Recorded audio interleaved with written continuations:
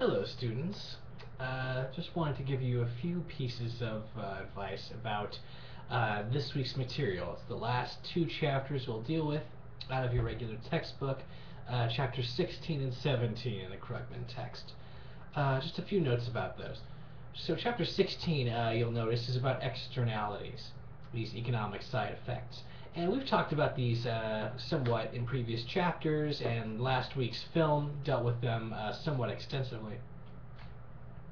I gave you a variety of examples to talk about, and you gave several excellent examples, many of you all, in your discussion section last week. So the chapter on that, chapter 16, shouldn't be too much of a major challenge for y'all. You've seen it before. The big thing that's introduced in that chapter is adding externalities to our conventional supply and demand model by creating private demand and supply versus social benefits in demand and supply. And you'll see that in chapter 16. It's mostly a matter of offsetting the supply and demand curves to the extent that they have social effects, to the extent they have externalities, in other words. You'll see that. That shouldn't be too tough. Typically, the real challenge for students happens in the second chapter that we look at this week, chapter 17. And that's the one on, it sort of brings your attention to a couple of other categories of goods and services that are present in the economy. And the main ones are public goods, and also common resources. And you'll see there's a very nice sort of grid, a nice table layout of these different goods categories. It's on page 478.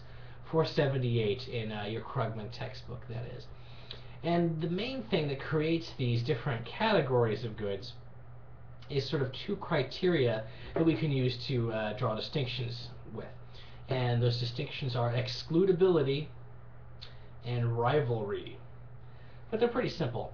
Excludability just refers to whether or not it's possible to prevent someone from consuming or benefiting from some commodity once it's produced. Some goods are excludable, some aren't. So consider most of the goods you buy in a store or online.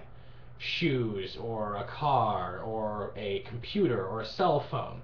We would call those goods excludable because you can be prevented from buying them or consuming them if you haven't paid. On the other hand, some goods are non-excludable. Okay, so consider clean water, for example. Okay, it exists. You're free to consume it, right? Or fresh air, okay? Or the benefits of biodiversity to the economic system. Those are legitimate cases of goods that are non-excludable. Okay. Now, the other criterion was rivalry. And rivalry also, not too tough to get. Rivalry just refers to if you consume some of a commodity, is there less of it left for others to consume? So does your consumption reduce the total amount that's available? Okay. Well, again, if you think of the normal things you tend to buy, shoes or cars or computers or cell phones, those goods are rival. Right? If I consume a car, there's one less car left for everyone else in the world. Okay. And most goods that you buy from day to day we call private goods. And private goods are what we've just said, goods that are rival and excludable. So you'll see them at the upper left quadrant of your table breaking down the categories of goods. They're excludable because you have to pay to consume them. And they're rival, okay, they're rivalrous because the consumption of them leaves less for others. Okay. But some goods aren't like that.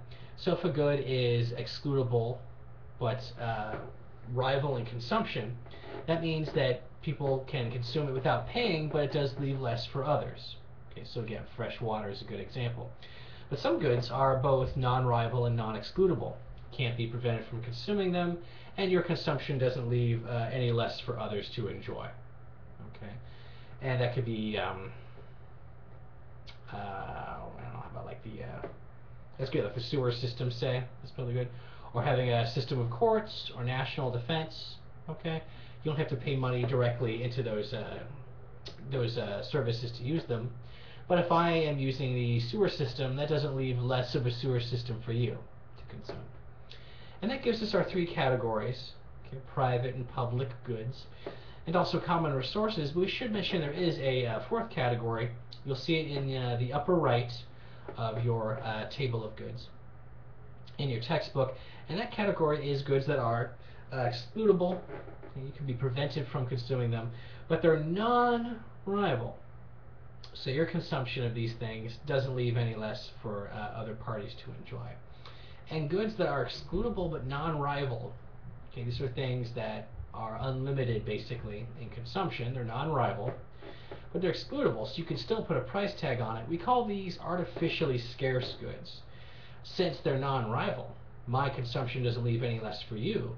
The optimal quantity to consume is almost unlimited, limited only to the size of the market, because since the supply of it doesn't depend on the amount that's consumed, there's no reason to limit consumption at all. Anyone who wants to consume that product should be able to do so.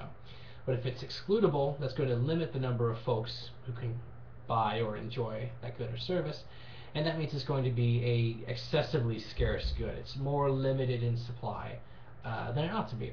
And the primary examples of these are intellectual property of different types. Your textbook author's a little older, so he goes with pay-per-view TV as an example there, which is fine. The music industry these days is probably a better example. Right? Music costs almost nothing to reproduce materially. However, because of copyrights and commercial licensing agreements, you'll seldom be able to acquire music for free unless, of course, you break the law and download things, or use BitTorrent, or Usenet, or the like. Okay, and computer operating systems are another example of that. Right? So take a look at Chapter 17. The very first thing that Krugman does is show you that grid, which is a good way to introduce it to you. You'll look at those different categories of goods, and you'll learn some different features about them. And one thing you have to kind of get used to in this chapter is that markets, as we understand them, are better at providing some of these categories of goods than others. So private goods, like we said, those are goods that are excludable and rival, like your personal cell phone or cars or whatever. Markets are pretty good at providing those goods. They're excludable, so you can charge a price for them, so there's an incentive to produce them, which is valuable. And this is sort of the prototypical type of market we consider.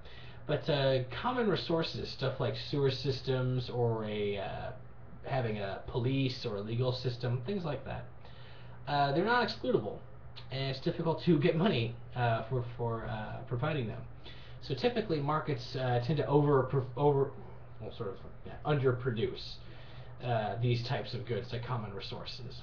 Difficult to make money on, therefore what incentive would a firm have? It's not a criticism of markets to say that markets can't provide sewers and court systems very effectively.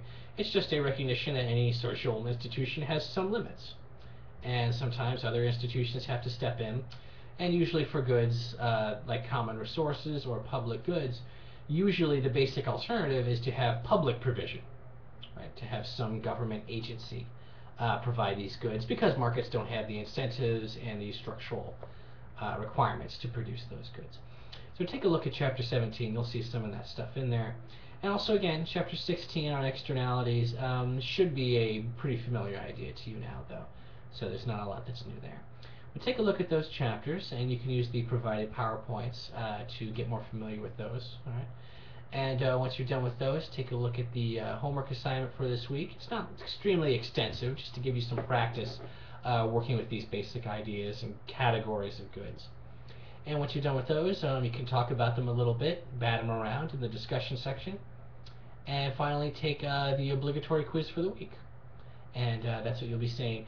And of course, next week is our final week. We'll talk about that when we get to it. Our final week for material, I should say. And you'll take a look at some problems with our economic system and look at the current event stuff that's in the papers so much these days. And that'll be the course. Okay, we're coming along on it. Not too much time left. So email me with questions you may have, and I'll see you on the discussion boards.